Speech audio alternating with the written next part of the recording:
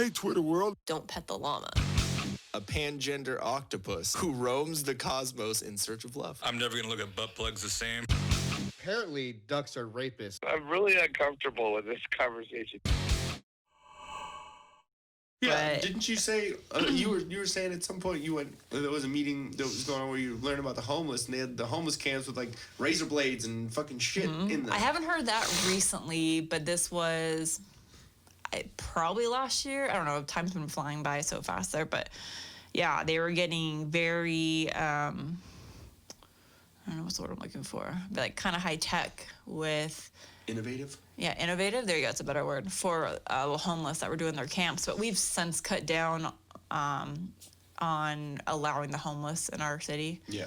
So it's not really a huge problem anymore. Yeah. We have zero tolerance. So it's either you have two choices. You can go to jail. Yeah. Or you can go and get help. Get help, get assistance, something like that. But I mean, a lot of them don't want help. Not saying that they don't need help. Some of them mentally, psychologically do there's a need lot help. of mentally ill. What people don't realize, everyone thinks, oh, they're just down and out.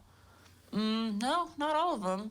Some people, I actually had a really good discussion with our police chief, and he said there are 5 people that are homeless. Let me see if I can remember now.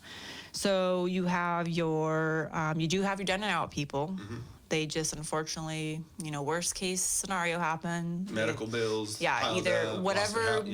They lost their job, expenses piled up, they lost everything. Yeah. And they do need help. They just need that. They need someone to reach out to them and offer that help. Yeah. You have people that are mentally ill, mm-hmm. which is to be expected. Yeah. And out of those people, it's various levels of mental illness. So you may have some that, know that they need help, but they just don't know. Or you have others that are just so far beyond help that they need... Yeah, exactly. They need someone to just step in and be like, dude, you need help. Yeah. Then you have, I guess, the newer problem is they said it's younger people predominantly that are against the man and don't want to basically contribute to a society. They enjoy having the freedom of living on their own and being homeless. But that's not living on your own. Yeah.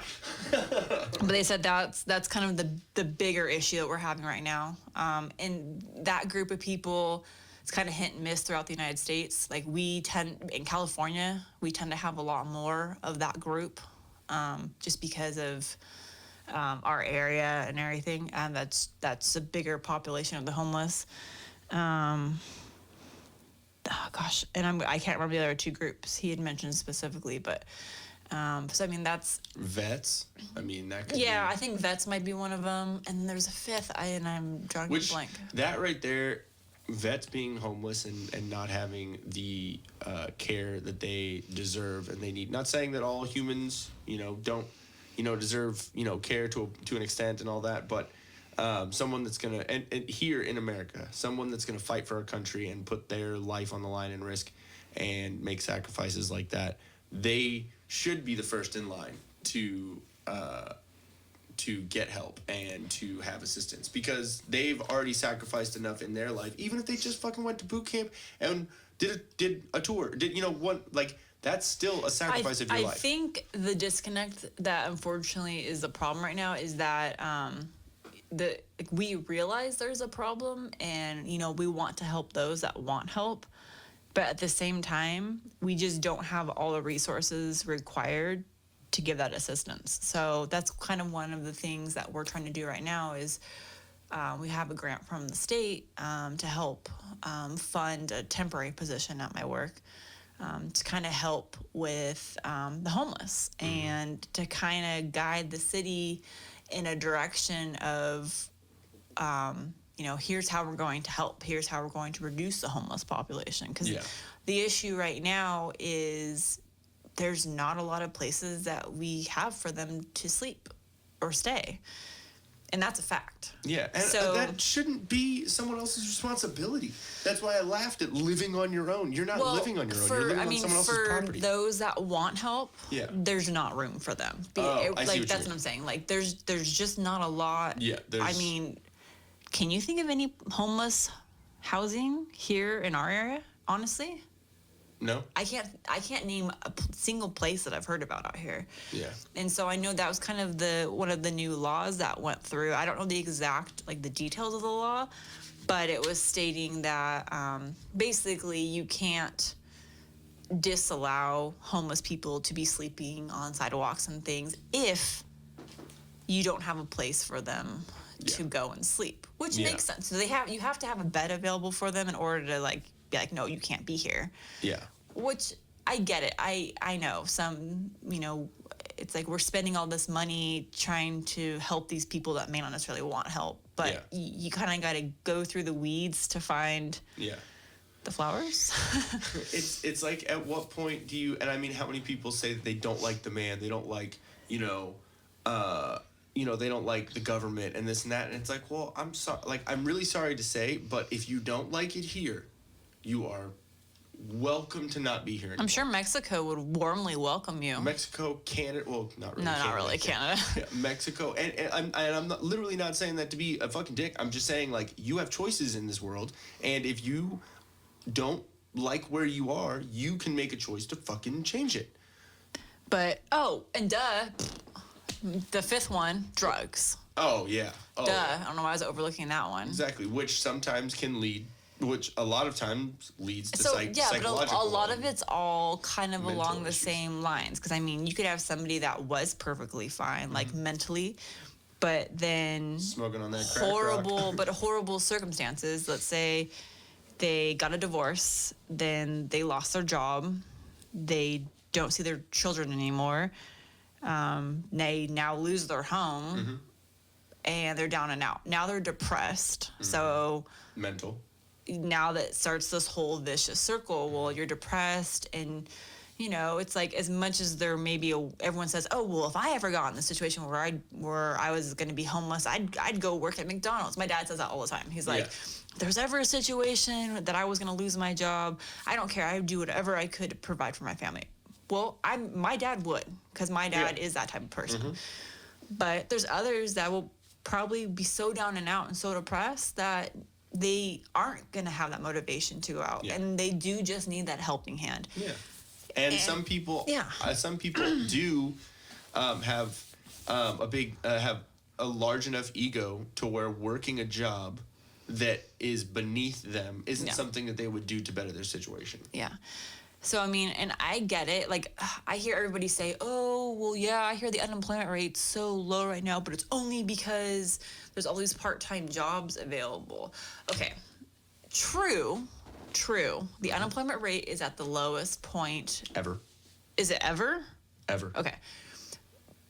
And yes, there are a ton of jobs available, but there's also a statistic which I need to look up because I'm very curious what it is. The people that are looking for full-time employment, which most are, versus the equation of how many full-time jobs there are versus the part-time jobs. But when you look at the unemployment rate, it goes by like part-time, any jobs that are available kind of thing. So I think they're saying, well, people are taking jobs just to take jobs, but they're part-time, so not necessarily being able to provide for themselves because it's a part-time minimum wage. But that, what they were saying, falsely, not falsely. Basically misleading. Yeah, misleading, I guess, the statistic. Yeah. But I mean, the unemployment rate is the unemployment rate. It's either you're employed or you're not employed. Exactly. That's how I look at it. But now, if you want to break down a statistic and say full-time unemployment and part-time unemployment, or you know what I mean, full-time employment, part-time employment, yes, that's a different statistic that can be broken down, but both of those are employment.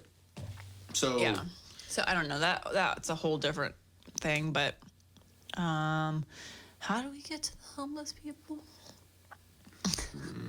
Oh, just that same employee that discovered all the weed stuff. He works with trying to break up the homeless camps too. But the homeless camps get all crazy because some of them, like literally hate the man. And they set it, they have guns because some of them, yes, just because they're homeless doesn't mean they're just down and out and sad. No, some of them have broken into homes, they've stolen guns, they've stolen other weapons.